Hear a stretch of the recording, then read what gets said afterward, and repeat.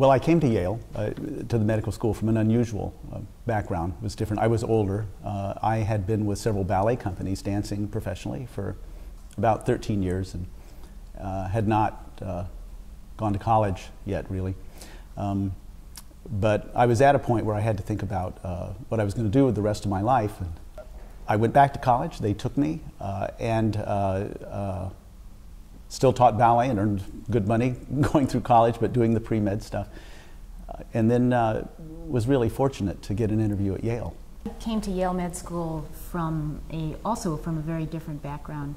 I'd been racing for the U.S. ski team for a couple of years and then had gone to college and actually hadn't really thought that I wanted to be a doctor in the first place. At one point I got injured in college. I was racing NCAA and I tore up my knee and ended up having to get surgery, and Dr. Richard Stedman was my orthopedic surgeon. He happened to be the U.S. ski team doctor, and he was just a really personable kind of guy. He asked me what I wanted to be, and I said, well, I want to be a veterinarian. And he said, well, you know, there's a really long and venerated tradition in medicine, and it's all about taking care of people.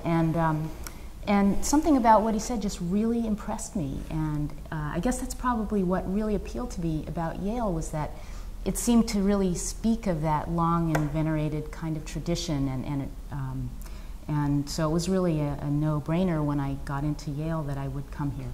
I am so glad I came here, and I'm so glad they took me, that they took a chance on me. It is a place of humanity. It is a place where they encourage the students to be more than just a scientist. You're going to be dealing with people and human stories, and that was very prevalent in the training, in the interview process, and in the whole atmosphere. It's one of the academic bastions of medicine.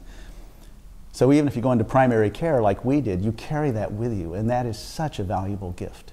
What appealed to me about Yale and what most impressed me about it and convinced me to come here, before, you know, you really can't know that much about a place before you actually experience it directly, but there were a few things, and one of them was that I knew some of the students who already went here, and they were people that I thought were really interesting and not necessarily, you know, your standard, what you would consider a standard pre-medical student.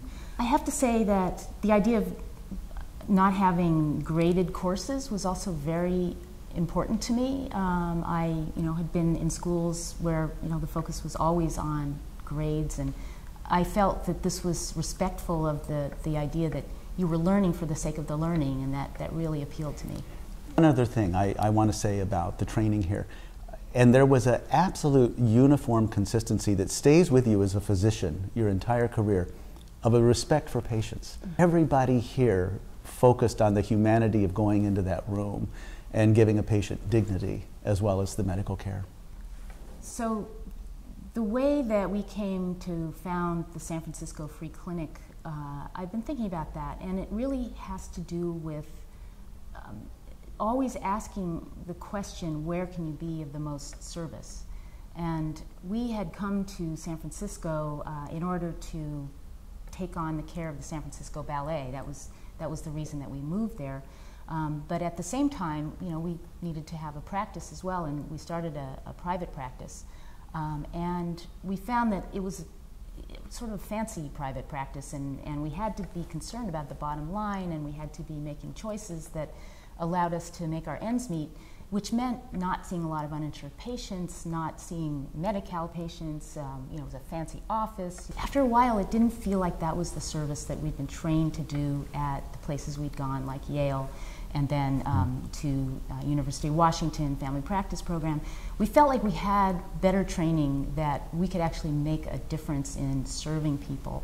Richard and I looked at each other and we said, couldn't we do something different? Couldn't we actually do what we went to medical school for, what the people at Yale seemed to be doing, and at University of Washington, where we were making a difference for people who really needed help, and not turning those people away. And so we decided that we would just do the opposite, actually, and start seeing people without insurance, and take all the equipment that we'd already paid for and go ahead and open up a practice just to take care of the uninsured. The other factor in starting the free clinic was, in San Francisco at the time, almost 1 out of 4 people had no health insurance. So here we were in a city with more doctors per capita than any city in the country except maybe Greenwich, Connecticut and San Diego. And yet here's this huge proportion of people that have trouble getting in to see a physician. So I think the idea of just flipping the shingle around and saying we'll only treat people with no health insurance, which is what we ended up doing, we just kept it very simple. And the first person that interviewed us at one of the large charitable foundations in San Francisco said, well, where's your base of support? You know, and they meant like community activists and that kind of thing. We didn't have anything like that. We went home, we thought about it. We were members of the medical society. And we thought, well, that's the only mailing list we got. And we sent out an appeal to all of the med society physicians in the San Francisco area. Got back this huge response of people that would donate time, donate some money, donate supplies. Went back to the funder and said, you know, our base of support is the community of physicians. It's the medical community.